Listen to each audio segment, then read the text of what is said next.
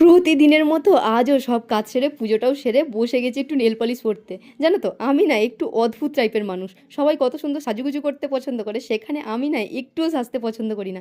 সেই কবে যে নেল পলিশ পরেছি আর আজকে পরলাম। আজকে না একটুখানি বেরোবো, একদম খালি পেটে বেরোবো, তাই ভাবলাম একটু চাই খেয়ে নিই। আর আমার রেডি হতে একদম সময় লাগে না জানো, মাত্র 5 মিনিট। না মাখি ফেস ওয়াশ, না মাখি ক্রিম, তো চুলটা শুধুমাত্র একটু আঁচড়ে নিই, আর ওই একটু সিঁদুর থাকে, সাথে একটুখানি লিপ বাম ডলে নিলেই ব্যাস, আমার সাজগোজ রেডি। তো আজকে কোথায় যাব সেটাই তো তোমাদের সাথে শেয়ার করা হয়নি। গেছিলাম মা আর বাবাকে নিয়ে একটুখানি ডাক্তারখানায়, সেটা তোমাদের সাথে শেয়ার করা হয়নি। তবে বাড়ি ফেরার সময় বাবা আমাকে এই মাশরুমটা কিনে দিয়েছে। চলো এবার বাড়ি যাওয়া যাক। দেখো আমাদের গ্রামের রাস্তাটা কত সুন্দর, একদম মাটির রাস্তা আর সাথে বৃষ্টির জল জমে আছে।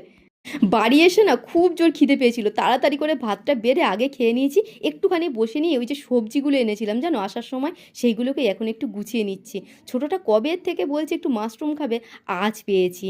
আজ আমার খুব পছন্দের একটা সবজি নিয়ে এসেছি, সেটা হলো ওল।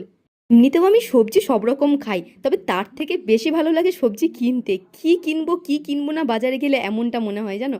আজকে আবার একটু সুইট কর্নও পেয়েছি, সেটাও তুলে নিয়েছি। আর এই ফলগুলো নিয়ে এসেছি মেয়ের জন্য। আজ তো মা বাবাকে বাড়িতে নিয়ে এসেছি, কালকেই আবার ওনারা চলে যাবে। বললো মাঠ কলমি খাবে, তো দেখো কত শাক হয়েছে আমাদের এখানে। আর এই দিকটা তো আঁক গাছে ভর্তি, আমার ছোটো দেওর লাগিয়েছিল। এইটুকুতেই হয়ে যাবে চলো। আর এই দিকটা দেখো আমাদের ছোট্ট গাছে ছোট ছোট পেঁপে হয়েছে, তো মেয়ের জন্য দুটো পেঁপে তুলে নিই।